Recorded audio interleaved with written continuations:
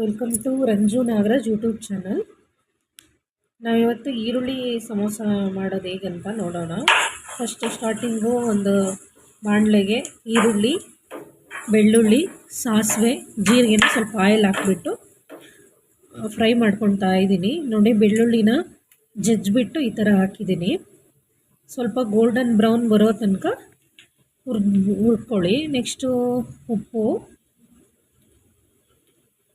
ಸ್ವಲ್ಪ ಖಾರದ ಪುಡಿ, ಎಷ್ಟು ಖಾರ ಬೇಕೋ ಅಷ್ಟು, ಅರಿಶಿಣ ಪುಡಿ ಸ್ವಲ್ಪ ಚಿಟಿಕೆ, ಆಮೇಲೆ ಕೊತ್ತಂಬರಿ ಪುಡಿ, ಧನಿಯಾ ಪುಡಿ, ಗರಂ ಮಸಾಲ ಅಷ್ಟು ಹಾಕ್ಬಿಟ್ಟು ಚೆನ್ನಾಗಿ ಅದನ್ನು ಸ್ವಲ್ಪ ಫ್ರೈ ಮಾಡ್ಕೊಳ್ಳಿ. ಅದು ಈರುಳ್ಳಿ ಮತ್ತು ಬೆಳ್ಳುಳ್ಳಿಗೆಲ್ಲ ಚೆನ್ನಾಗಿ ಹತ್ತೋ ಥರ ಕ್ಲೀನಾಗಿ ಡೀಪ್ ಫ್ರೈ ಮಾಡ್ಕೊಳ್ಳಿ.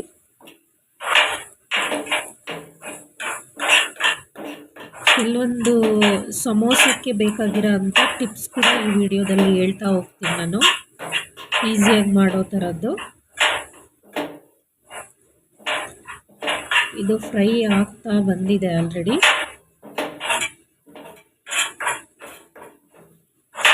ಇಷ್ಟೇ, ಇದು ಮನೆಯಲ್ಲಿರೋ ಇಂಗ್ರೀಡಿಯೆಂಟ್ಸು. ಇದಕ್ಕೆ ಕೊತ್ತಂಬರಿ ಸೊಪ್ಪು ಆ ಥರ ಹಾಕ್ಕೋಬೋದು. ನಾನು ಜಸ್ಟ್ ಇಷ್ಟು ಮಾತ್ರ ಹಾಕ್ಕೊಂಡಿದ್ದೀನಿ. ಶುಂಠಿ ಬೆಳ್ಳುಳ್ಳಿ ಪೇಸ್ಟು ಕೂಡ ಹಾಕ್ಕೋಬೋದು. ಆಯಿತು, ಇದು ಪಲ್ಯ ಸ್ಟಫಿಂಗಿಗೆ. ಇದಕ್ಕೆ ಚಪಾತಿ ಹಿಟ್ಟಿಗೆ ಒಂದು ಬೌಲು ಗೋಧಿ ಹಿಟ್ಟು ತೊಗೊಂಡಿದ್ದೀನಿ, ಮತ್ತು ಸಾಲ್ಟು, ಉಪ್ಪು ಮತ್ತು ನೀರು ಹಾಕ್ಬಿಟ್ಟು ಚೆನ್ನಾಗಿ ಕಲಸಿಟ್ಕೊಂಡಿದ್ದೀನಿ. ಇದನ್ನು 10 ನಿಮಿಷ ಹಂಗೆ ನೆನೆಲಿಕ್ಕಿಡಿ.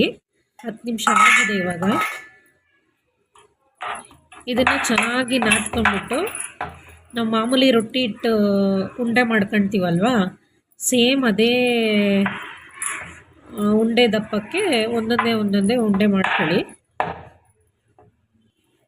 ನೋಡಿ, ಇಷ್ಟು ದಪ್ಪ ಮಾಡ್ಕೊಂಡ್ರೆ ಸಾಕಾಗುತ್ತೆ ನಿಮಗೆ.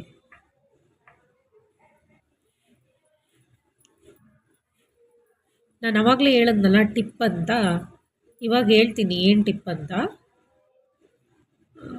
ನಾವು ನಿಮಗೆ ಗೊತ್ತಿರ್ಬೋದು, ಕೆಲವರಿಗೆ ಡಬಲ್ ಚಪಾತಿ ಅಂತ ಮಾಡ್ಕೊಳ್ತೀವಿ. ಅದೇ ಥರನೇ ಇದು ಸ್ಟಫಿಂಗಿಗೆ ನಾವು ಲಾಸ್ಟಿಗೆ ಇದನ್ನು ಪೇಸ್ಟ್ ಹಾಕೋದ್ರಿಂದ ನಾವು ಅದನ್ನು ಕವರ್ ಮಾಡಿ ಅದನ್ನು ಅಂಟಿಸಿಕ್ಕೆ ಬೇಕಾಗುತ್ತದೆ.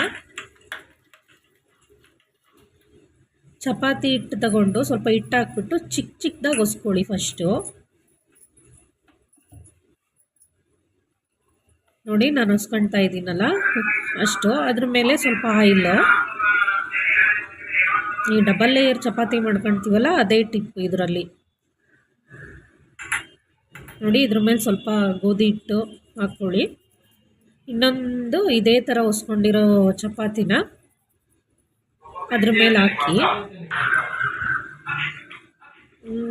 ಎಷ್ಟು ಬೇಕೋ ಅಷ್ಟನ್ನು ಅದೇ ಥರ ಮಾಡ್ಕೊಳ್ಳಿ. ಉಳಿದಿರೋ ಎಲ್ಲ ಚಪಾತಿ ಉಂಡೆಗಳ್ನು ಅದೇ ಥರ ಮಾಡ್ಕೊಂಡು ಕ್ಲೀನಾಗಿ ಉಚ್ಕೊಳ್ಳಿ.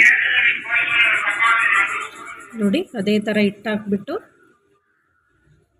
ಮತ್ತು ಇನ್ನೊಂದು ಚಪಾತಿನ ಅದ್ರ ಮೇಲೆ ಹಾಕ್ತಾ ಇದ್ದೀನಿ. ಇವಾಗ ಅದನ್ನು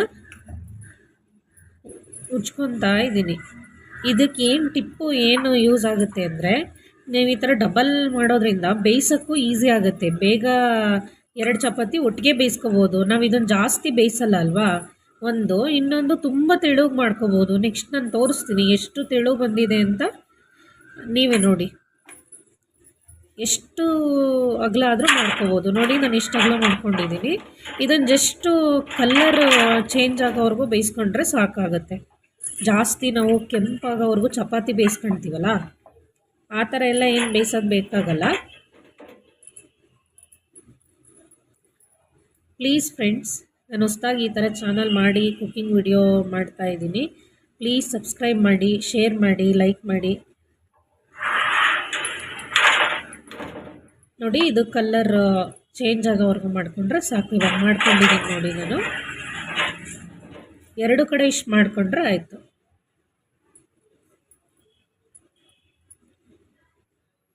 ಡಬಲ್ ಇರೋದ್ರಿಂದ ಒಟ್ಟಿಗೆ ತಗೋಬೋದು. ನಿಮಗೆ ಟೈಮ್ ಕೂಡ ಸೇವ್ ಆಗುತ್ತೆ ಈ ಥರ ಮಾಡ್ಕೊಳೋದ್ರಿಂದ. ಡಬಲ್ ಮಾಡ್ಕೊಂಡ್ವಲ್ವಾ, ಸೊ ಅದರಿಂದ ನೋಡಿ, 2 ಕಡೆನೂ ಅದೇ ಥರ ಕಲ್ಲರ್ ಚೇಂಜ್ ಆಗಿದೆ. ಇಷ್ಟು ಸಾಕಾಗುತ್ತೆ ಸಮೋಸ ಶೀಟ್ಗೆ.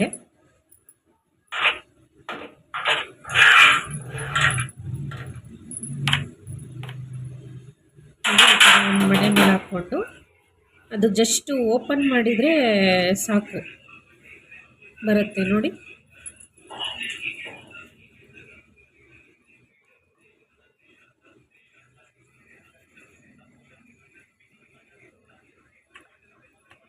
ನೋಡಿ ಎಷ್ಟು ತೆಳು ಬಂದಿದೆ, ಒಂಥರ ಟಿಶ್ಯೂ ಪೇಪರ್ ಬರುತ್ತಲ್ಲ ಅಷ್ಟು ತೆಳುಗೆ ಟ್ರಾನ್ಸ್ಪರೆಂಟ್ ಥರ ಇದೆ. ಇವಾಗ ನಮಗೆ ಸಮೋಸ ಶೀಟಿಗೆ ಯಾವ ಶೇಪಲ್ಲಿ ಬೇಕೋ ಆ ಶೇಪಲ್ಲಿ ನನಗೆ ಚೌಕಕ್ಕೆ ಬೇಕು, ಚೌಕನೇ ಮಾಡ್ಕೊಳೋದು. ಸೊ ಹಂಗಾಗಿ ಎಡ್ಜೆಲ್ಲ ಅದು ಕಟ್ ಮಾಡ್ತಾ ಇದ್ದೀನಿ. ಈ ಎಡ್ಜಸ್ ಕಟ್ ಮಾಡಿರೋದನ್ನ ನೀವು ಏನು ಅದು ವೇಸ್ಟ್ ಆಗೋದೇನಿಲ್ಲ, ಅದನ್ನು ಮತ್ತೆ ಎಣ್ಣೆ ಒಳಗೆ ಕರೆದ್ರೆ ಕ್ರಿಸ್ಪಿಯಾಗಿರುತ್ತೆ, ಮಕ್ಳಿಗೆ ಕೊಡ್ಬೋದು, ತಿಂತವೆ ಮಕ್ಕಳು. ನೋಡಿ ಇವಾಗ ಎಡ್ಜಸ್ ಎಲ್ಲ ಕಟ್ ಮಾಡ್ಕೊಂಡಿದ್ದೀನಿ. ಮಧ್ಯಕ್ಕೆ ಒಂದು ಕಟ್ ಮಾಡಿಕೊಂಡ್ರೆ ನಮಗೆ ಸಮೋಸ ಶೀಟ್ಸು ರೆಡಿ ಆಗುತ್ತೆ ನೋಡಿ. ನಾನಿವಾಗ ಒಂದು 6 ಮಾಡೋಣ ಅಂತ ಮಾಡ್ಕೊತಾ ಇದ್ದೀನಿ. ಇವಾಗ ಟಿಪ್ ಏನಂದರೆ ಇನ್ನೊಂದು, ಸ್ವಲ್ಪ ಹಿಟ್ಟನ್ನು ಈ ಥರ ನಾವು ಸ್ಪ್ರೆಡ್ ಮಾಡ್ಕೊತೀವಲ್ವ, ಎಡ್ಜು ಪೂರ್ತಿ ಎಡ್ಜಲ್ಲಿ ಮಾಡ್ಕೊಳೋದ್ಕಿಂತ ಸ್ವಲ್ಪ ಜಾಸ್ತಿ ಮಾಡ್ಕೊಳೋದ್ರಿಂದ ನಮಗೆ ಸ್ಟಫಿಂಗ್ ಒಳಗೆ ನಾವು ಕರಿತೀವಲ್ವ, ಸಮೋಸ ಕರೀಲಿಕ್ಕೆ ಹಾಕಿದಾಗ ಎಣ್ಣೆಲಿ ಹಾಕಿದಾಗ ಎಣ್ಣೆ ಒಳಗೆ ಹೋಗಲ್ಲ, ಸ್ಟಫಿಂಗ್ ಒಳಗೆ ಎಣ್ಣೆ ಹೋಗಲ್ಲ. ಸೊ ಹಂಗಾಗಿ ಸ್ವಲ್ಪ ಜಾಸ್ತಿನೇ ಸ್ಪ್ರೆಡ್ ಮಾಡ್ಕೊತಾ ಇದ್ದೀನಿ ನಾನು. ನೋಡಿ ಈ ಶೇಪಲ್ಲಿ ಟ್ರಯಾಂಗಲ್ ಶೇಪಲ್ಲಿ ಮಡಿಸ್ಕೊಂಡ್ಬಿಟ್ಟು ಅದರೊಳಗೆ ಸ್ಟಫಿಂಗ್ ತುಂಬಿಬಿಟ್ಟು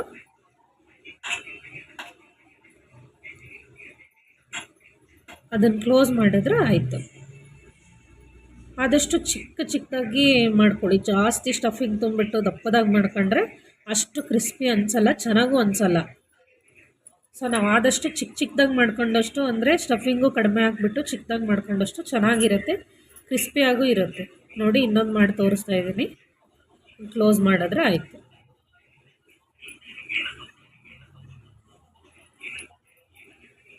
ಈಗ ಒಂದೊಂದು ಕಡೆ ಆಯಿಲ್ ಇಟ್ಕೊಂಡಿದ್ದೀನಿ, ಅದು ಕಾಯ್ತಾ ಇದೆ, ಇವಾಗ ಹಾಕ್ತಾ ಇದ್ದೀನಿ.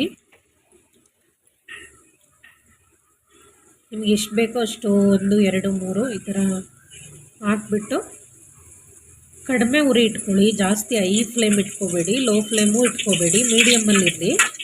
ಮೀಡಿಯಮ್ಮಲ್ಲಿ ಚೆನ್ನಾಗಿ ಕಲರ್ ಚೇಂಜ್ ಆಗಿ ಗೋಲ್ಡನ್ ಬ್ರೌನ್ ಬರೋವರೆಗೂ ಡೀಪ್ ಫ್ರೈ ಮಾಡಿದ್ರೆ ಆಯಿತು. ನೋಡಿ ಆಯಿತು.